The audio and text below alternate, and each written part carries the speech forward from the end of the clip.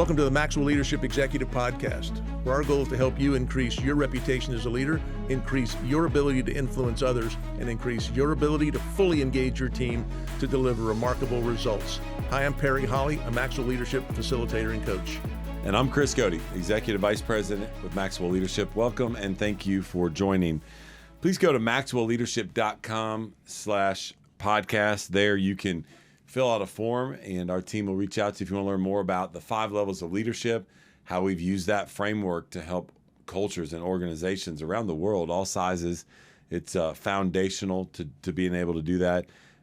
Fill out that form, do that. Or if you have a question or a thought, or Perry likes to always throw in here maybe a topic for a future podcast, if you'll do that, we'd love to hear from you.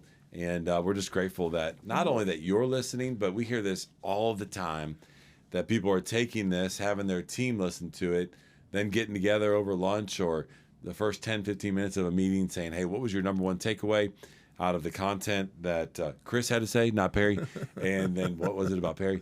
And just sharing that in the dialogue. And it's really encouraging leadership conversations. And so thank you for listening.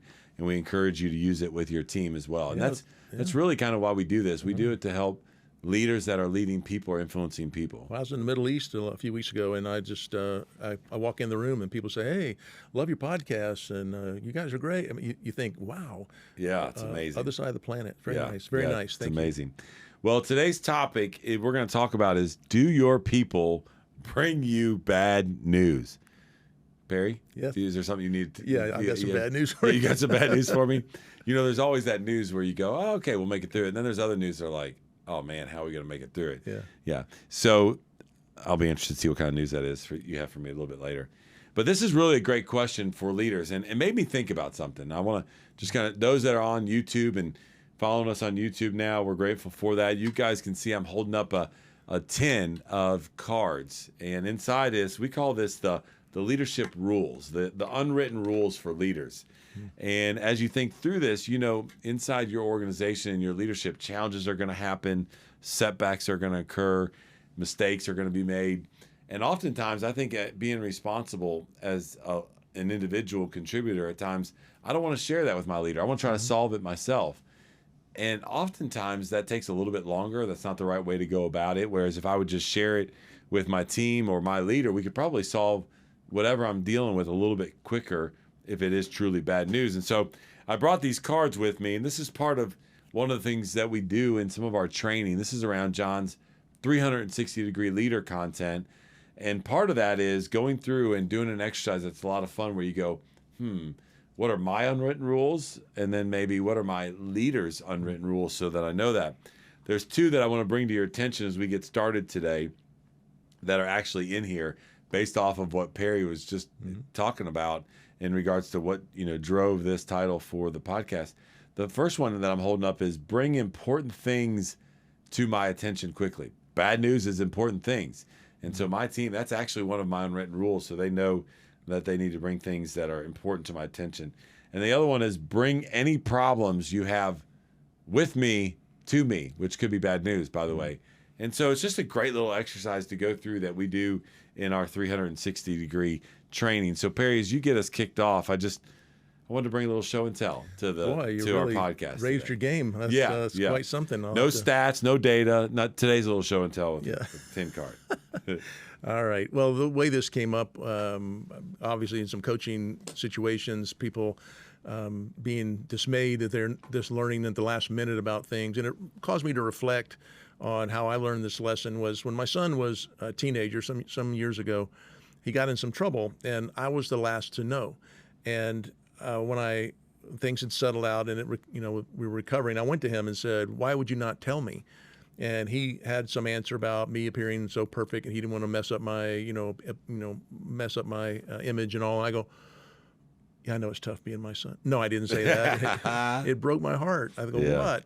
And then I thought that was just a standalone incident. But then about 6-8 weeks later, I was leading a sales team at the time, and one of my top sales people lost a deal, but it waited till the end of the quarter when we were counting on it to make our number, and now it was too late to recover.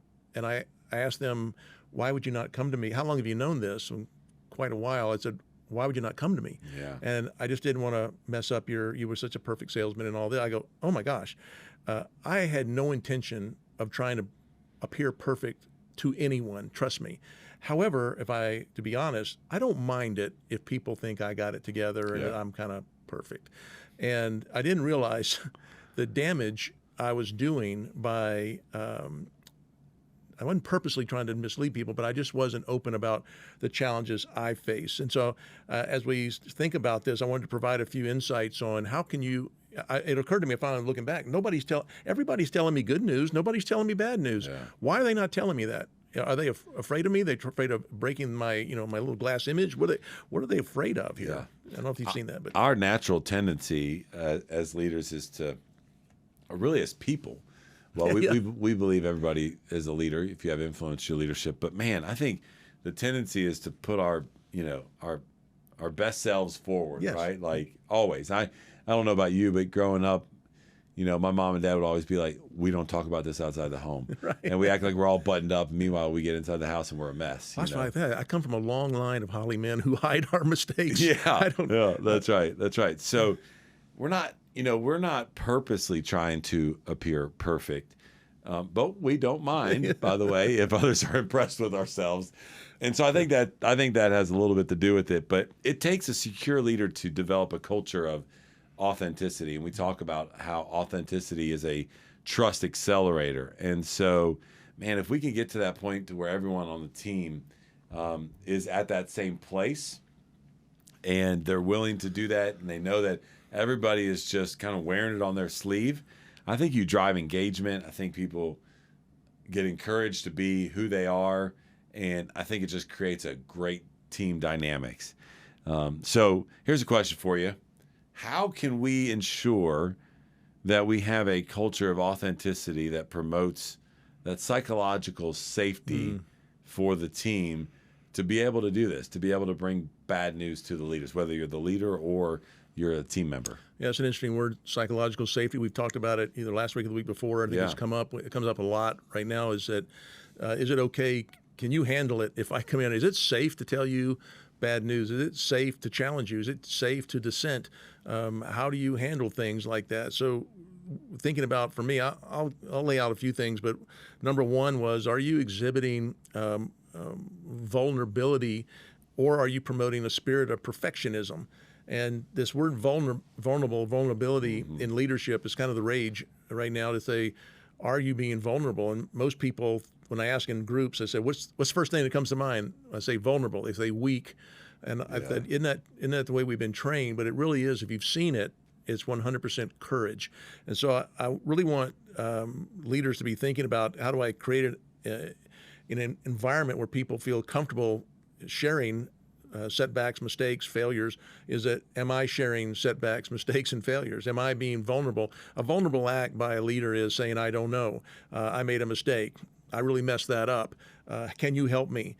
Boy, I missed that. And instead of acting like we've got it all going together, when I do that, I'm like, show you I don't have all the answers. Although if you press me, I always have an answer. Yeah. But I don't have to always have the answer. And can I demonstrate it's okay to take a risk and tell me about the mistakes you made, because I'm going to tell you about mine? I love that you said that, and I think it's worth repeating. Vulnerability is not a weakness, and we probably grew up thinking that.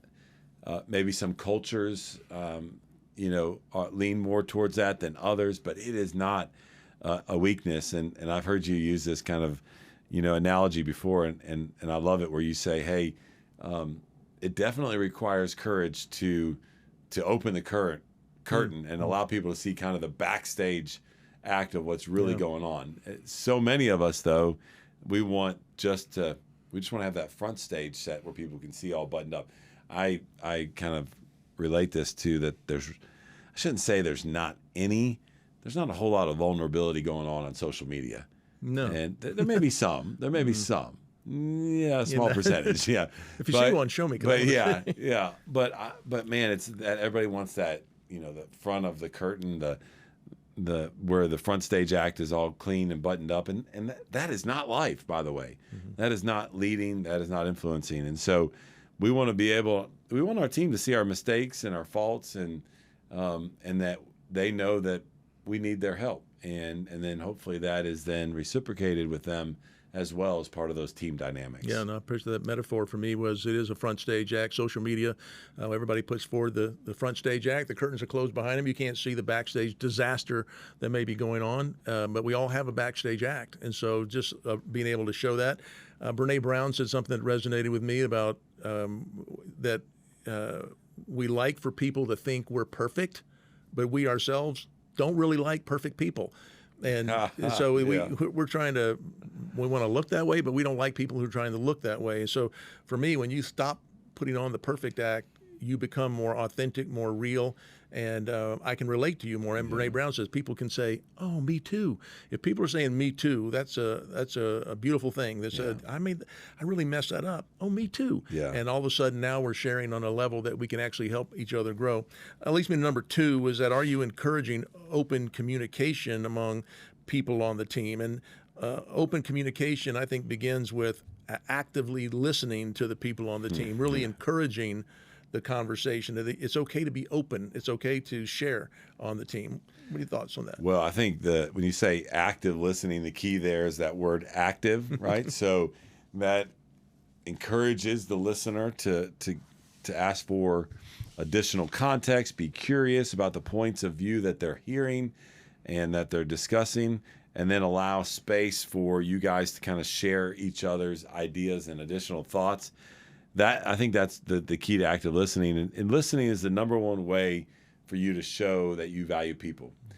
I think the greatest compliment you could receive is someone's like, man, no matter what's going on around in the environment, like when I'm having a conversation with so-and-so, they're like there's nothing else going on. Like they're dialed in and they are listening. And I think that makes your team, your people feel valued. I think it also opens the door, listening does, for you to exhibit curiosity. This is a word that has come about more and more. We've talked about it on previous podcasts, but man, when you're curious and open to learning new things, I think there's nothing but good things that can come out of that when you're connecting with your people. Yeah, absolutely. Leaders, you know better than anyone that growth is essential if you want to make tomorrow better than today. But fitting growth into your calendar takes intentionality and self-discipline. So let Maxwell Leadership help make your growth achievable. You're invited to join thousands of worldwide leaders in using the Maxwell Leadership Growth Plan. The Maxwell Leadership Growth Plan provides you with convenient and easy to implement leadership resources, including video lessons from John Maxwell, all at your fingertips. Available in our Maxwell Leadership app or online, you'll be coached by many well-known leadership experts that will help you achieve your growth goals. You can even listen to this podcast right there in the app. Check it out for free today at growth.maxwellleadership.com. That's growth.maxwellleadership.com. Another thing I think about, number 3 would be, do your teammates feel empowered to make decisions and take ownership of their work? And the opposite of that to me is really micromanaging. And if you're micromanaging it, the one message that gives, somebody's trying to micromanage my work, it speaks of lack of trust. And if trust is in question, then this whole idea of psychological safety is going to be in question. So I'm looking for ways to ensure my teammates, if they're going to tell me hard things, they have to know that they are in control of their work and that I expect them to be empowered. And there's a lot we probably got a podcast on being empowered, but that there's a lot goes into that. Are people prepared? Are they skilled? Have they been developed and equipped to be empowered? But once they are, it gives a certain level of trust. It said, I can come to you. I trust you. You believe in me. I'm going to tell you the truth. Yeah. I also want to encourage leaders, as you're thinking through this, to have consistency in the way that you lead people, the way that you communicate with people. I think a lot of us at times, when there is bad news, we react and we get to a place where we're displaying our emotions versus delaying them and walking through that process. I'll actually give you an example, just a leadership conversation I was having this week around what you're talking about, and then around these emotions. We've talked about psychological safety and making decisions, whether it leads to good news or bad news. And I have a team member where I think they were just in a place where they were stuck. And I think they were stuck because they were afraid to move the ball forward or make a decision that then would create a bad situation that then they would have to come share with the team. And it was bad news. And so one of the things I did just recently was had a conversation and said, okay, here's the deal. For 2 weeks, I don't want you to seek anybody else's input. I just want you to make decisions and go. And I said, here's what I want you to know. No matter what you mess up, if you mess up anything, I fully stand behind everything that you are going to do. And you could see the kind of the weight being lifted off on there because of the pressure and the weight of, again, I allow people to bring me bad news, but they don't necessarily want to bring you bad news. So how do you set that up? And I was empowering, to your point number 3, that leader to say, hey, for 2 weeks, don't ask anybody else. Don't come to me and ask my opinion. Like, go make decisions. You're empowered to do it. And by the way, I believe in you. And if you mess up and something bad news comes, that doesn't matter. Just let's have a conversation about it. And I fully support you. And so I think by that empowerment that you were just talking about, that reminded me of kind of that conversation that I had with them this week, and just wanted to kind of share that with those that are listening. Oh, that's great. And I think you're really doubling down on the point that if I feel empowered by you and that I have that trust with you, I don't want you to be surprised. Go back to your unwritten rules card. Is that I totally want you to be in the know because you believe in me. You've given me the freedom, the power. You've empowered me. I don't want you to get caught by surprise. So I'm going to tell you the truth and not wait for you to be surprised. Number 4, I love this about just ensure you have a growth mindset and you're promoting a growth mindset on your team. Versus a fixed mindset. Fixed mindset people don't believe they can grow and change. They tend to not take the risk. They don't want to let their faults be known. They limit how they participate. A growth mindset person is learning and growing, tries new things, fails, gets up, tries another thing, fails, gets up. They don't take failure as it's an event, not a person. And to a fixed mindset person, failure is a person. And so I'm going to maybe as a fixed mindset person, put up a block, put up a wall. I'm not going to share things. I don't want to reveal that I don't have what it takes. A growth mindset person knows they have what it takes, but they're probably going to get knocked down a time or two, and they're going to continue to learn, grow. And I just find them to be more open and honest about what they're going through versus having that fixed mindset. Well, for those of us that are avid listeners, we are now back on the average of Perry bringing us 5 points per podcast. I was going to ask you where number 5 was. If you missed last episode, I want to encourage you to go back and listen to that because Perry brought us 6 points. I was a little disappointed. Now he brought us 4, so we're back on average. He did bring that to my attention. Thanks for noticing. Jake, we'll invite him back the next time. I love what you said about this. This is a value of ours, right? Like at Maxwell Leadership, this is something that we value. And I just want to encourage you that I don't think we grow without being able to receive bad news. That's really good. I think back now. Listen, that's not all true because there are certain things that we are intentionally and we grow and all stuff. I think about the greatest lessons that I've grown through and learned from. It usually started off with some bad news, and so man, just think about that. What Perry was talking about this growth mindset versus a fixed mindset, and know that failure is going to happen. And people are going to have to bring you bad news. You're going to have to share bad news.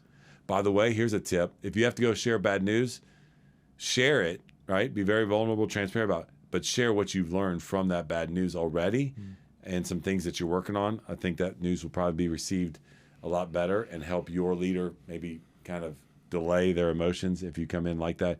And I just think that's key to understand that bad news is coming. It reminds me of your title, Tuesdays Are Coming. Bad news is coming.